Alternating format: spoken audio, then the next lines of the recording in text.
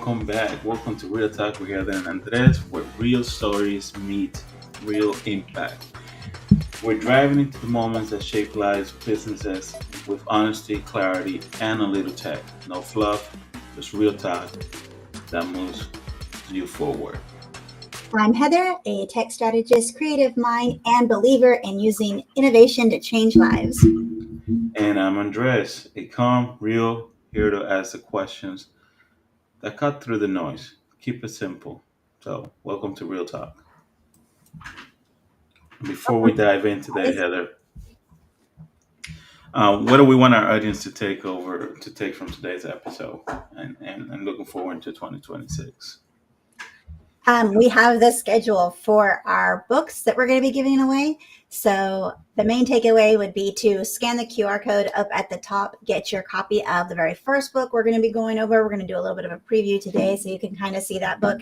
We already gave you a sneak peek last week with one of the books, but we have an entire year's worth of free ebooks, which is a great source of education for you, not only if you're a real estate agent, but in business in general, just to have those, grab those, make sure you show up weekly, scan that QR code and get your free ebook. So your takeaway would be the ebook, I would say. Nice, nice, and I think it's great having the schedule ahead of time, so we can plan out, and then the audience can see exactly what we're going to be talking about that day, so they can tune in or invite other guests that are could take advantage of the opportunities here, the books, and the content that we're putting together. So again, thank you guys for joining us, following us, and please don't forget to subscribe and support us by doing so. So we appreciate it. Follow us on YouTube, social media, and man, excited. The end of the year is coming out fast, huh? It is coming fast. This year just flew by. I can't believe how quickly it's gone by. It really has. We started this podcast on July 3rd. It's our first event, and man, it just flew by. Second half of the year, and and honestly, as real estate agents, I find that the years tend to fly by a lot faster than I don't know. For me, the past 2 years they just vanish. I've been in Alabama now, going to 3 years. Seriously, I feel like I just moved here a couple of months ago, and it's just crazy. You get so focused into your business, into your activities that you got to do that. Next thing you know, quarter one, boom, it's gone. Quarter two, next thing you know, quarter three is around the corner, and here we are at the end of the year. So happens fast. It really does. So my oldest daughter's in her early 20s, and I was looking through pictures the other day from when she was a baby up until now, just like the span of her life. And it seems like it was yesterday, but it was over 20 years ago. It's crazy just to think about how much time has passed. And it makes me sad because now she has babies of her own. So I have grandbabies, but it makes me miss when she was a little baby. No, it really that brings me back some of my, especially this time of the years, my memories. Last time I spent a Christmas back home with my older siblings and my family in Dominican Republic. That was 25 years ago. I remember my last Christmas over there like it was yesterday, but that was 25 years ago, and it's incredible how fast. Blink of an eye, you next thing you know, your kid is walking around. Next thing you know, they're in kindergarten. Middle school. Look at my two boys. One of them was 11 years old last time we were on Thursday, and like you said, just mind-boggling because just the other day I had him in my arms. And it's so hard to just come to grips with the fact that everybody's getting older, everybody's moving on to different things, especially like you said, middle school, high school, and you're just like, I just want you to stay a baby so that you can be little. But nope, they grow up, and it's I don't know if we've talked about this on the show. I've never had a year without Santa Claus. Like, I've always had a Santa Claus. You know how you go through stages where you your kids grow up and they get older and you move and they move on or they move out. So you don't, Santa Claus doesn't visit you because you don't have any little kids, right? Yeah. Well, I've always had, when I had my daughter, I was a teenager. My oldest daughter, I was a teenager, and my youngest sister was 10. So Santa still visited our house because we had still had little kids there. And then my daughter came. So then Santa was there. And then there's a 7 year age gap between my daughter and my middle one. And then there's also a 7 year age gap between my middle daughter and my last daughter. So I was very worried that after I got with Tony and Clara being our youngest one, that I would experience no Santa Claus because we didn't have any little kids. But then my daughter had two babies, so I'm safe. I'll still get Santa Claus. You get Santa Claus for at least another 15, 17 years. Yep. So I'll never be the empty nesters that Santa doesn't visit because they're, well, I mean, he may not visit my house, but Santa will still come. Yeah. And in regards to that, if you don't mind me asking you here, um, you mentioned empty nester, right? And just curious because um, how is that? How would you feel once they move out? I'm dreading it, honestly. I think I would be sad. I've never lived on my own. So I've never experienced like being on my own. And then I came from a big family and now I'm in a big family. So I think if everybody was gone, I would just be sad. It would be too quiet and I would be sad. Yeah. I mean, I am looking forward to being able to travel and do things with Tony and it be just us. So there's definitely the plus sides to it, but I would be sad. I know everybody's got to grow up and live their own life and do their own thing, but I would still be sad. What about you? What is your take on the whole empty nester? I'm pushing them out. No. You said I'm mama birding their asses right out of the nest. No, you know what? My two boys don't live with me at the moment, and I miss them. I miss them dearly. I've never been away from them for so long, and but I have my daughter here, my stepdaughter. She's second year high school, and my wife and I, we asked that question not too long, and like, hey, so what are we doing when she decides to move on and go to college? And what are we doing? My wife was like, oh, we're moving to Hawaii. We're going back home. I'm like, okay. So, but in essence, I think for us, we'll be finding that middle ground where Yeah, we have access to them, or we're putting ourselves in a position where we can go see them anytime. That's what we're working towards. So when that point comes, if we want to go visit some of them in San Diego, if we end up moving to Hawaii, Dominican, we have the flexibility to be able to go see them. Not have them with us, but see them as often as we want. yeah, So yeah, it's and as far as being alone, I miss the kids, but in essence, I grew up like that. For a lot of time, it was just my dad and I and my sister, and my dad spent a lot of time at work. So I would be just out on the streets playing basketball, riding my bike. I lived in Rhode Island. I would ride my bike for 25 miles to go see my cousins and my friends and go play basketball, and then head back home on the bike late at night. oh my But god, I'd be too tired by the time I got there to play basketball. I'm like, oh, okay, that bike ride was good. I'm going home, guys.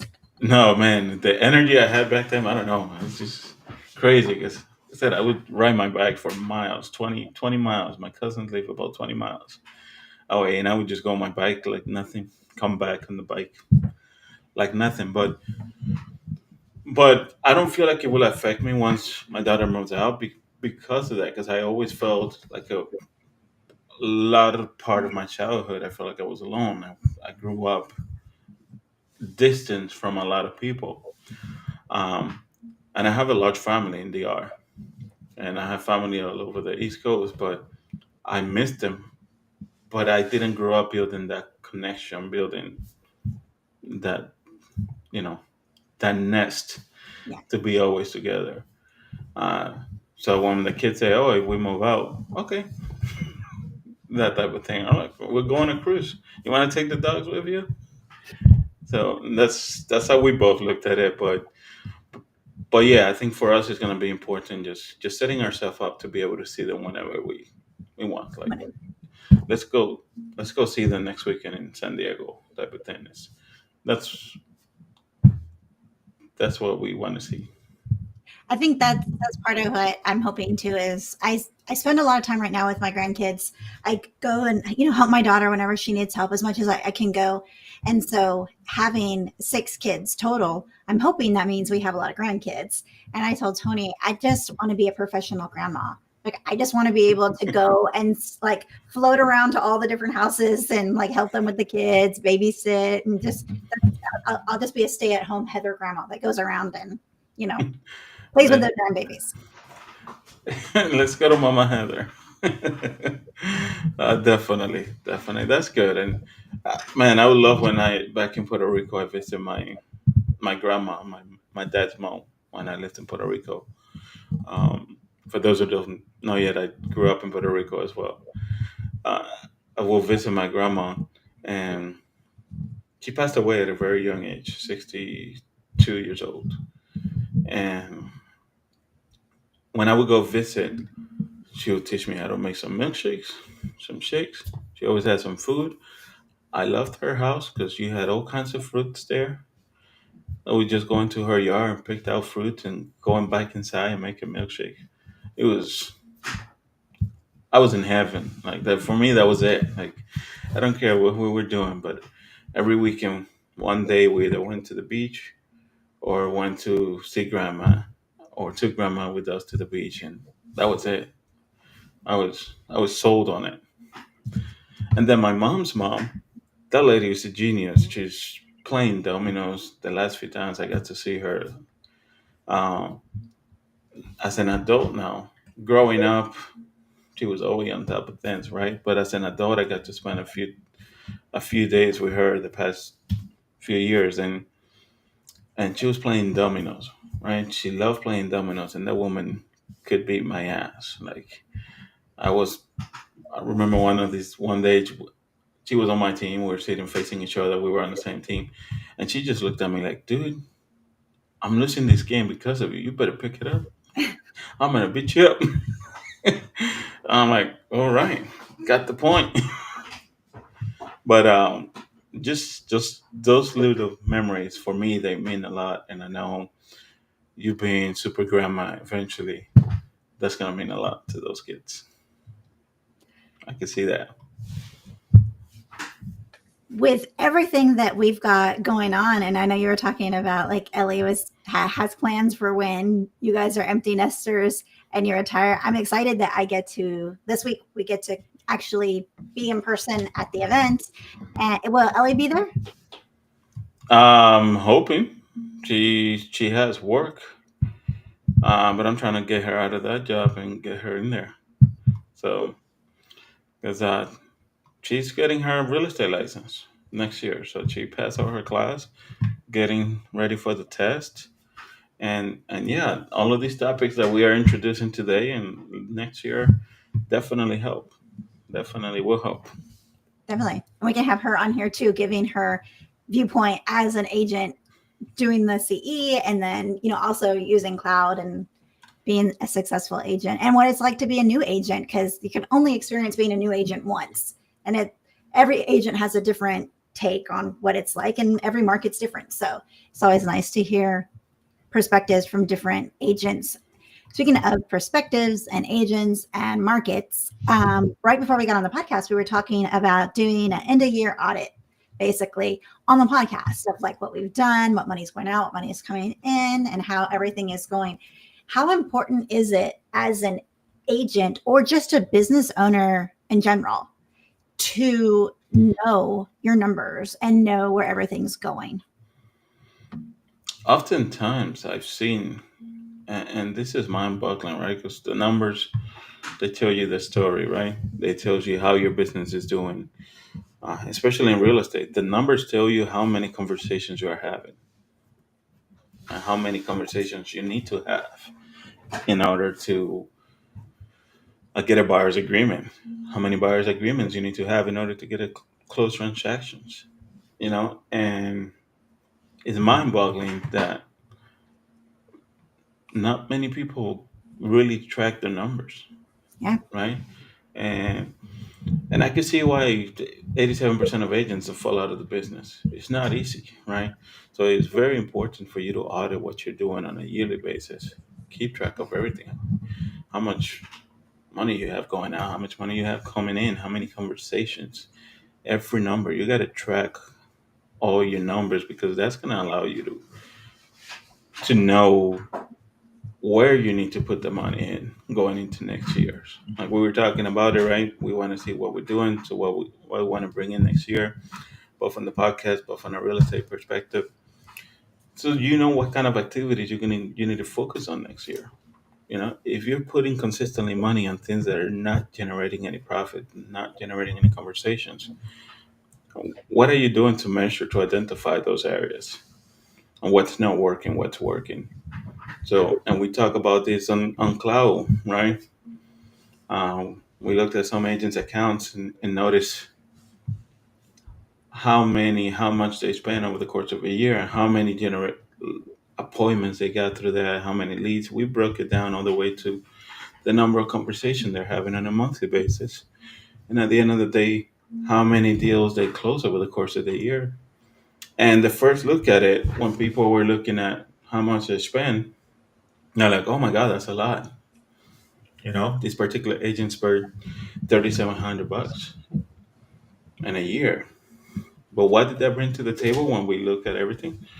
Well, 12 transactions closed, a few other transactions lined up for next year. And when you looked at the numbers, it was really not a bad investment.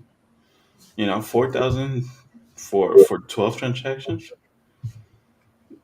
I've talked to agents that spend $10,000 in a month and they close one transaction out of that.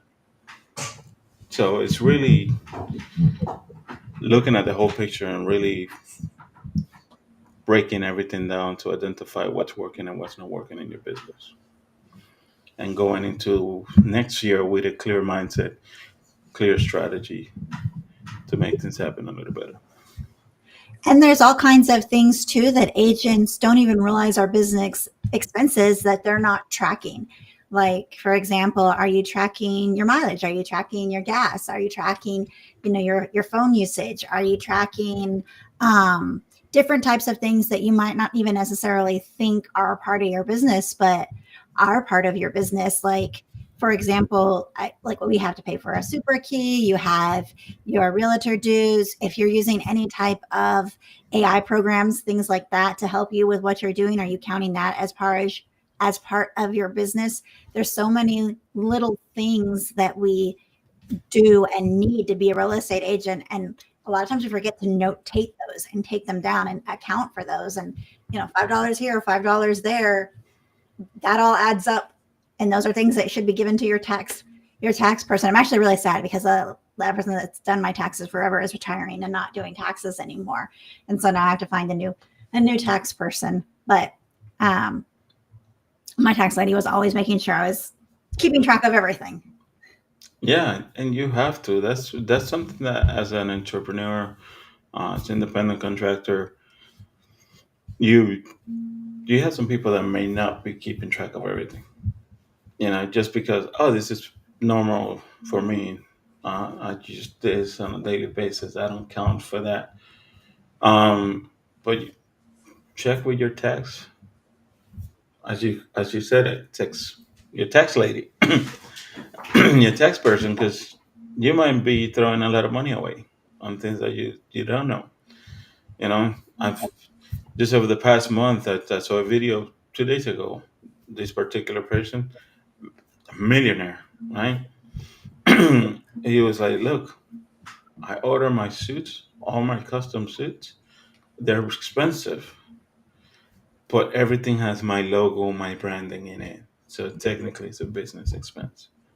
I order the clothes that I want, everything that I want, but it's all tax expensive. Don't quote me on that. Check with your tax assessor individually to make sure that you're in compliance with everything.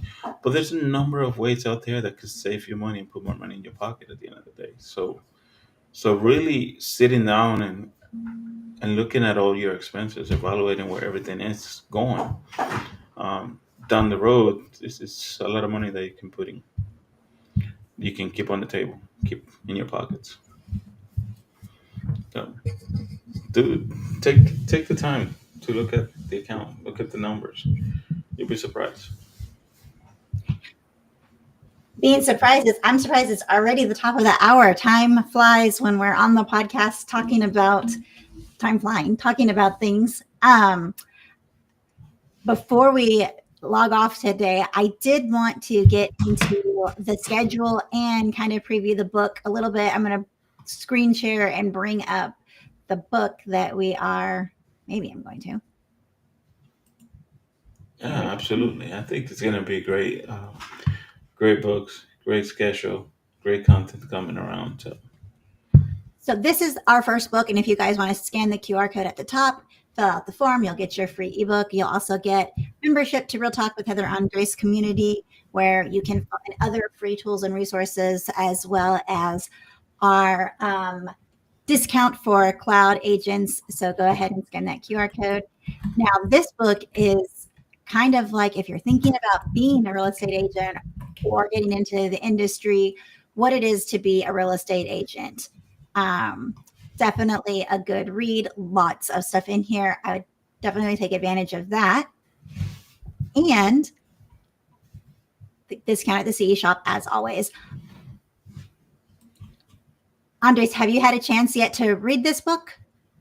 I was going over it earlier, and yes, there's some key areas that I think I can definitely relate, and I can bring one of those up real quick, which is the social media presence. Just to give you a heads up, I was somebody who did not like social media.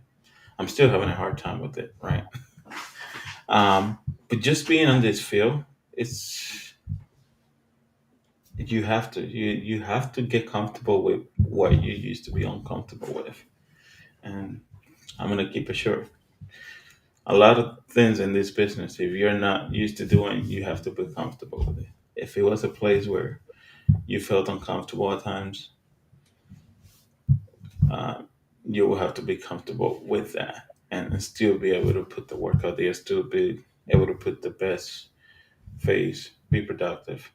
Because otherwise, you will have a hard time. You will have a hard time, and but that's part of the beauty of it. You know, you get to grow within that space, and beautiful things happen afterwards. I'm going to share with you guys some of the titles that we'll be going over, and these are in no particular order. But some of the things we're going to go over, some of the books are How to Level Up Your Career. Um, let's see, we've got How to Build Your Database and Network, Assembling Your Sphere of Influence, How to Build a Powerful Brand Identity, 5 things first time buyers should know about home buying, mortgage loans 101, how mortgage works, digital tools to grow your business, how to build killer websites, why real estate professionals should use videos, how to leverage technology and recruit top agents, customer relationship management tools. I mean, I could go on and on. We have 52 weeks scheduled. So we have 52 books going out, but we have many more books than that in our arsenal. So we might be even doing some pop up book meetings and giving out some extra freebies as well. Absolutely. And one that comes to mind, right, is top 5 reasons agent quit and how to overcome them. You know, you can easily and search the metrics, right? Uh, 87% around there quit within the first 2 years. It gives you an idea how you're going to overcome that. Um, so, yeah, definitely great content, great list of books that we're going to be putting out there and gonna be accessible to you guys. So I'm excited to dive into that uh, early into 2026. And as usual, we're also gonna keep our Tuesdays open for guests. So if you want to be part of the audience here, want to be a guest here, please, go to realtalk.live that, and put an application in. We'll be happy to have you on board, hear your stories, make an impact, and talk about your business, your journey. That's a beautiful thing. So excited for that. We definitely want to share you and share what you have to offer to the world and how you can impact somebody. Let's impact somebody in 2026. You never know if what you have is what they're looking for, but you won't know that if you don't share it. Absolutely, absolutely. 2026 should be about taking chances and reading books, our books. I like that. Reading books, taking chances. Reading books and taking chances. Well, any last minute words of wisdom for today? Your identity for the week. I did a call yesterday, right? That we talk about mindset going into the week. How are you starting your week? Your identity for the week. Are you bringing obstacles, or are you opening the week with outcomes? What are you expecting this week? And I want to leave that in on the table. How are you finishing the year? I listened to a seminar by Jim Rohn, and something that he does used to do that I want to apply starting this year is taking inventory of this year, looking back at the whole year. What did I do this year? What did I set out to do this year that I wasn't able to accomplish? Right?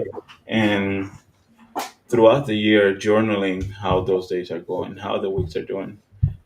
Journal a day or a week, at least sometime throughout the month, so that you can keep track of what you're doing, what you are learning, what you are taking on from a daily, weekly basis, right? But really sitting down before the end of the year, the last 3, 4 days, taking into inventory what you did this year, what you want to accomplish next year. Allow you to relive the past year. Now, I think we go about life without doing any of that. A lot of people don't even recount how the day went by. They just jump into the next day. I gotta get back to work. I gotta do this. I gotta be productive. But really being grateful for what we have today while continue to work for what we want, and taking inventory of what we did the past year to really help us push even farther and accomplish a lot more next year. So, so take your time and really look through your head and write down what you did this year, and what you want to do next year. And take identity of that. Make it your identity. Outcome based. What you want to accomplish next year. I know it's not the last week of the year yet, but we really start looking into that, thinking into that, and getting into the mindset, because, like we said, next thing you know, we're looking at the same time next year. Yep. December 9th, December 10th next year, and we're looking back at 2026 and feeling like, man, the year went by and I feel like I didn't accomplish anything. Like, that should not be the mindset. Mindset should be, damn, it was a heck of a year. I'm excited for even more coming up. Let's go. Let's go. Let's end 2026 with a damn, I did a lot this year. Exactly. So let's make it happen. Start thinking about that and start making the small changes. It doesn't have to be a huge, significant win to make a difference. Small wins on a daily basis. Let's go. I need to definitely celebrate the small wins more. I'm not a small win celebrating kind of person. So I need to take that advice, celebrate the small wins, and go into 2016. Wow. Yeah. 2026 with apparently I'm going to go back, to 2016, but everybody else can move forward in time. I'm going to go back with Yeah. the attitude of small small wins matter. Small wins matter. So Absolutely, small ones. We always say, pay attention to details, right? There's details. Pay attention to the small wins.